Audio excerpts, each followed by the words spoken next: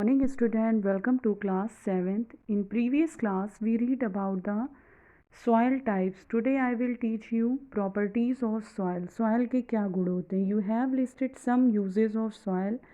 आपने कुछ soil के uses की list आपके पास है. Let us perform some activities to find the characteristic of the soil. इसी के बेस पर हम soil के कुछ character को परफॉर्म करेंगे. Percolation rate of water in soil. Percolation means होता है अंतःस्रवण दर, मतलब कितना मतलब सॉइल जो है वाटर को अब्जॉर्ब करेगा. Boojho and Paheli mark two different square of 50 centimetre into 50 centimetre each one on the floor of their house and other on the kaccha road.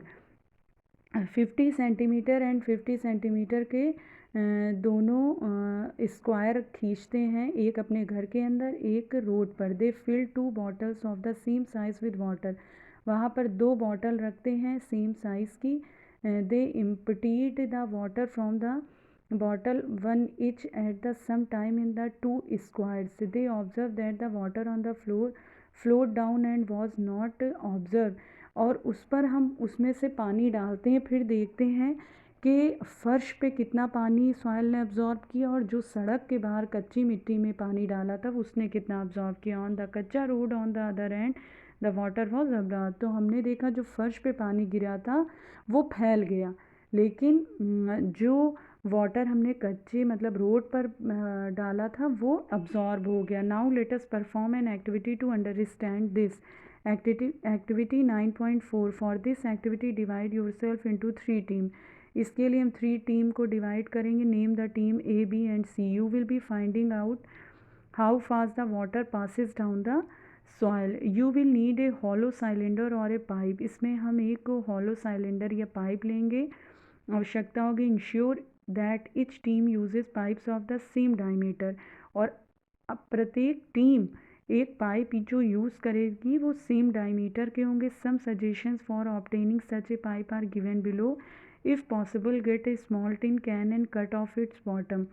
एक टिन ले लेंगे जो कि उसके बॉटम को कट कर लेंगे. इफ़ पीवीसी पाइप या तो लेंगे जो कि अवेलेबल हो, इसको 20 सेंटीमीटर लॉन्ग में कट कर लेंगे पीसेस में एंड इसको यूज़ करेंगे. And the place where you collect the soil place the pipe about 2 centimetre in the ground.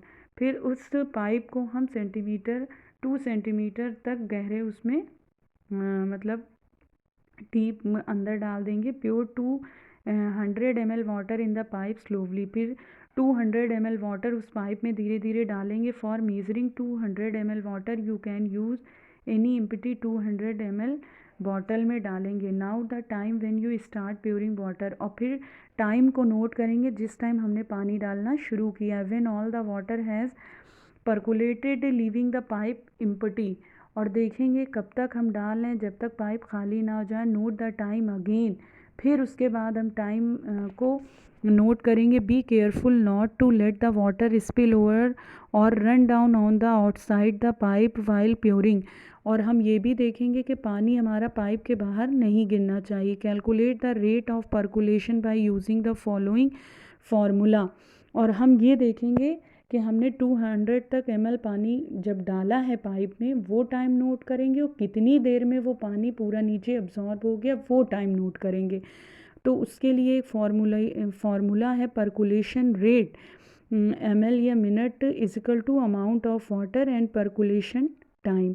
For example, suppose that for a certain sample it took 20 minutes for 20 ml to percolate. So rate of percolation जैसे 20 minute में आपने इतना पानी वो किया absorb. अब देखते हैं मॉइस्चर इन सॉइल.